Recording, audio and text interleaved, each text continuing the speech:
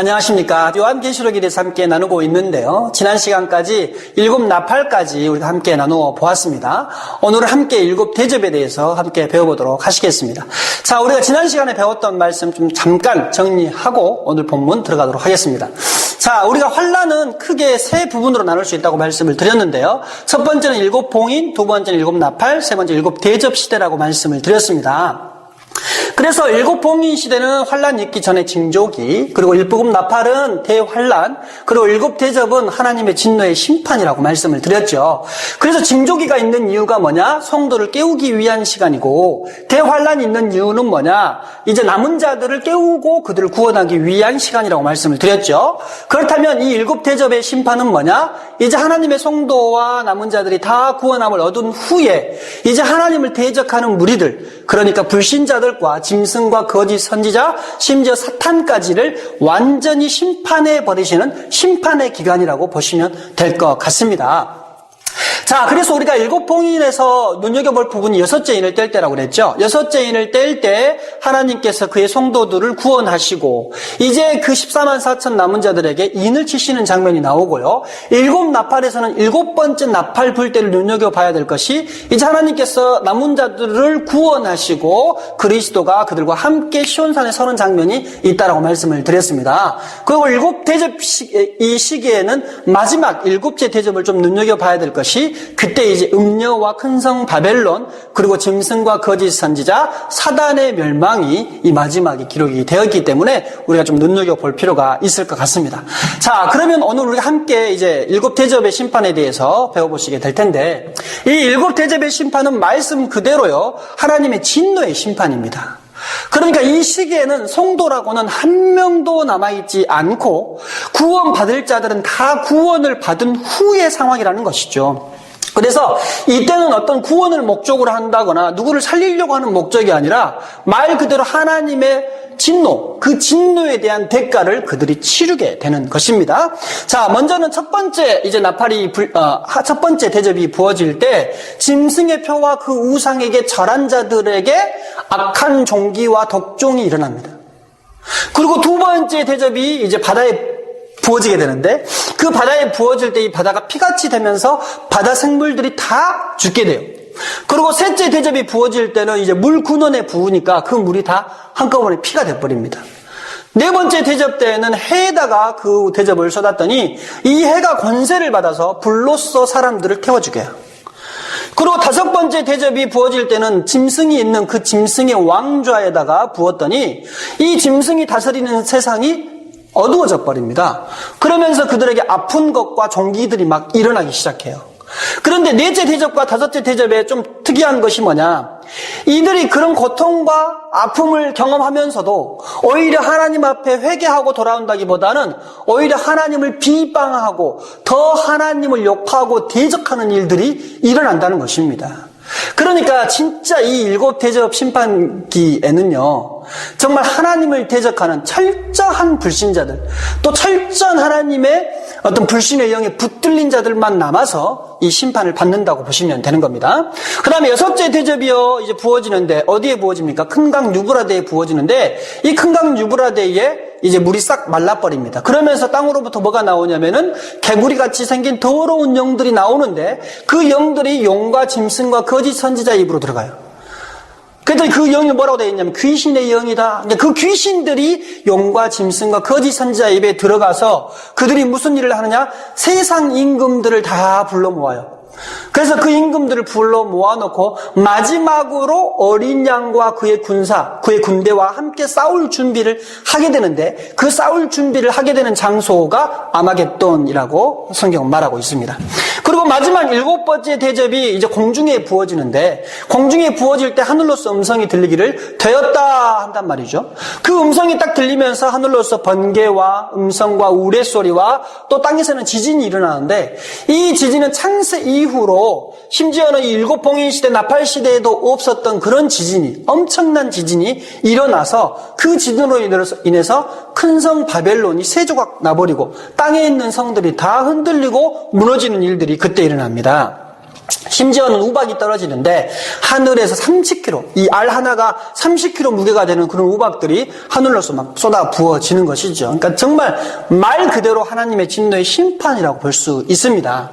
자, 이 7대접을 잘 살펴보면 두 번째 대접이 볼 때는 바다에, 이 세 번째 대접은 물에, 네 번째 대접은 해에, 그리고 7번째 대접은 공중에 부어진다 그랬어요. 다시 말하면 이 인간들이 살아가는 모든 삶의 영역에 하나님의 재앙과 심판이 부어진다라고 하는 사실입니다.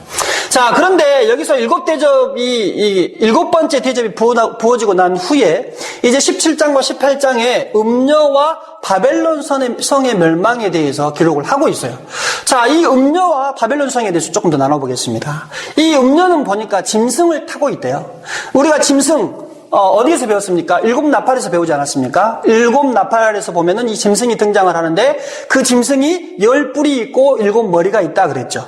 이 10뿔과 7머리 있는 이 짐승을 타고 다니는 게 음녀예요. 다시 말하면 이 10뿔은 임금들, 또 7머리는 나라의 왕들을 상징을 하는데, 권세자들을 상징을 하는데, 이 나라의 정치, 경제, 사회, 문화 모든 것들을 장악하고 있는 권세자들 위에 누가 있느냐? 음녀가 있다는 거예요. 그래서 그 음녀를 가만 보니까 사람들이 놀라는 게 뭐냐? 이 음녀들이 이 음녀가 성도의 피와 예수의 증인들의 피에 취하여 있대요. 그러니까 이 음녀는 기독교, 또 예수를 믿는 그리스도인, 성도, 주의 몸된 교회의 성도들을 정말 끊임없이 죽이고 그들의 피에 취해 있는 그런 존재가 바로 이 음녀라고 말하고 있습니다. 그런데 이 음녀가 성경에 보니까 17장에 뭐라고 말하냐면 많은 물 위에 앉아 있대요. 다시 말하면 이 많은 물은 17장 15절에 보면 뭐라고 표현하고 있냐면 열국이고 백성이고 물이고 방언이다. 그러니까 이 지구상에 있는 모든 사람들을 말하는 건데 이 지구상에 있는 모든 사람들 위에 깔고 앉아있는 게 누구냐? 음녀라는 거예요. 그러니까 아마도 이 시기는 음녀가 모든 전 세계의 권력과 권세를 장악하고 있는 시기라고 볼 수 있겠습니다.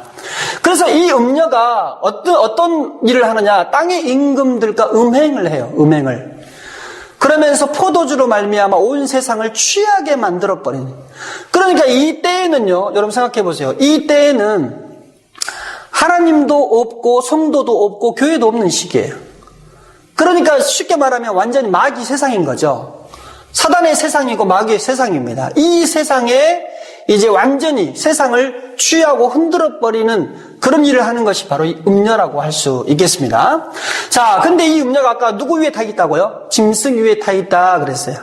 그래서 실제적으로 전체적인 영향력, 군사력, 권력 모든 걸 가지고 있는 짐승 위에 음녀가 있게 되는 것이죠. 그래서 이 7머리와 10뿔 가진 이 짐승이 나중에 이 어린 양과 싸우기 위해서 준비하는 장면, 아까 말씀드렸지 않습니까? 6번째 대접이 부어질 때 아마겟돈 전쟁을 준비한다 그랬죠? 그 준비하는 세력이 누구냐? 바로 이 짐승이에요.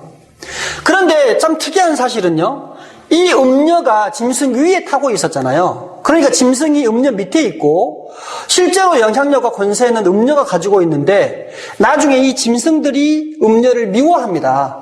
그래서 이 짐승이 음녀를 미워하고 10뿔과 함께 이 음녀를 죽여버리는데 철저히 벌거벗겨서 불살라 죽여버려요.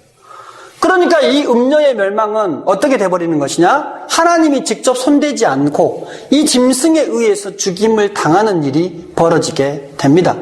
그런데 성경에 보니까 하나님께서 그렇게 짐승으로 하여금 하도록 하셨대요.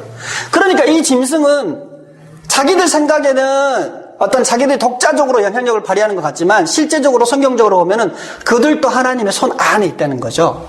자, 그 다음에 이 바벨론의 패망을 보시면 이 바벨론은 어떤 곳이냐? 귀신의 영과 각종 더러운 영들이 모여있는 곳이 이 바벨론이래요. 그리고 그 바벨론에서 하는 일은 뭐냐? 수없이 많은 음행과 사치들이 이제 일어나는 곳이 바벨론이고요. 그런데 뭐라고 표현하고 있냐면 18장 4절에 내 백성아 너희가 이 바벨론이 받는 심판을 받지 않기 위해서 그들의 죄에 참여하지 마라 라고 하는 권면의 말씀이 있어요. 그러면은 이 말씀을 우리가 어떻게 생각해 볼 수 있을까요? 이 시기에는 분명히 성도가 없다고 말씀을 드렸는데 그쵸? 이 시기에는 성도가 없다고 말씀을 드렸는데 성도들을 향해서 너희는 이 바벨론의 죄악에 참여하지 마라 하는 건 무슨 뜻일까요? 그것은 이 일곱 대접의 심판 이전부터 이 바벨론 성은 존재하고 있다라고 하는 것이에요.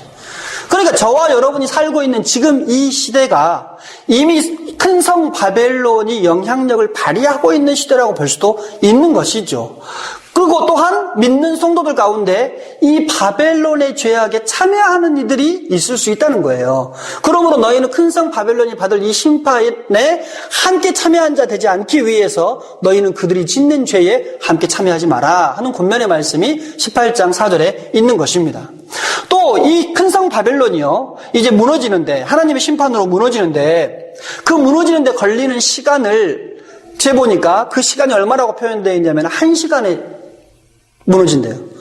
여러분, 이 큰 성 바벨론은요, 굉장히 오랜 역사와 긴 시간과 굉장히 큰 파워를 가지고 이 큰 성 바벨론이 되는 데까지 시간이 많이 걸렸을 거란 말이에요. 그런데 하나님께서 그럼에도 불구하고 이 큰 성 바벨론을 무너뜨리는 데는 1시간밖에 걸리지 않습니다. 이건 뭘 말하는 걸까요? 하나님의 권능을 말하는 거예요. 이 큰 성 바벨론이 큰 성 바벨론이 되기 위해서 수없이 많은 시간을 필요로 했다면 하나님은 그 성을 멸망시키는 데는 1시간도 걸리지 않는다라고 말함을 통해서 우리 하나님의 전지전능하심과 그 권능의 크심을 우리에게 말씀하고 있는 것이죠. 자, 그런데 이 바벨론에서 거래되는 물건의 이 품목을 보니까 가장 아래 말씀에 뭐라고 되어 있냐면은 사람들의 영혼도 사고 판다라고 되어 있습니다. 여러분, 사람의 영혼은 사고 팔 수 있는 겁니까? 없는 겁니까? 그거 자체가 불가능한 거죠. 그런데 그런 일을 행하는 곳이 바로 이 큰 성 바벨론이래요.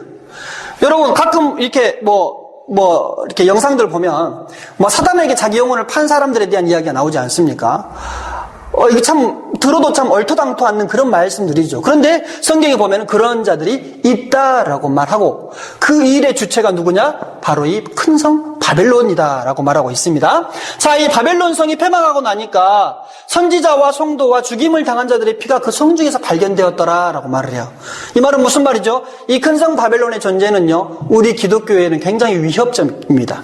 그리고 예수를 믿는 자들, 성도들에게는 굉장히 위협적인 존재가 이 큰 성 바벨론이라는 거예요. 이것으로 인해서 많은 성도와 선지자들과 그리스도인들과 주의 몸된 교회가 핍박을 당하고 피를 흘렸다라는 사실이 이제 이 내용에 기록이 되어 있습니다. 그런데 이 음녀와 이 바벨론의 조금 내용을 비교를 해보면요, 재미있는 것 중에 한 가지가 뭐냐, 이 멸망이 똑같아요. 음녀가 죽을 때 어떻게 죽습니까? 짐승에 의해서 불로 살라 죽거든요. 그런데 이 바벨론도 멸망할 때 불살라서 멸망을 당합니다. 또 아까 성 중에, 이 바벨론 성 중에 선지자와 성도와 죽임을 당한 자들의 피가 발견됐다 그랬잖아요. 그런데 이 음녀도 보니까 어떻다고 말합니까? 성도의 피와 예수의 증인들의 피에 취하여 있더라라고 말을 해요. 그러니까 우리가 자세히 보시면 이 음녀와 이 큰 성 바벨론이 뗄래야 뗄 수 없는 불가분의 관계를 유지하고 있다라고 하는 것을 우리가 눈여겨볼 수 있는 것이죠. 자, 어쨌든 이 7번째 대접이 부어지면서 하나님께서 이 음녀와 큰 성 바벨론을 멸망시켜 버리십니다. 자, 그렇게 해서 이제 음녀는 사라지고 큰 성 바벨론도 무너지는데 지금 결국엔 누가 남게 됩니까? 아까 6번째, 용과 짐승과 거짓 선지자와 세상의 임금들에 대한 심판은 아직 기록이 되어 있지 않죠. 그렇죠? 여기 기록되어 있지 않는데 이제 이들에 대한 심판이 어디로 넘어가느냐? 이 일 후에 있을 아마겟돈 전쟁에서 이제 하나님이 그들은 마지막에 심판하시게 되는 것이죠. 그래서 오늘은 여기까지 말씀을 나누고요, 이 아마겟돈 전쟁에 대해서는 다음 시간에 나눠보도록 하시겠습니다. 감사합니다.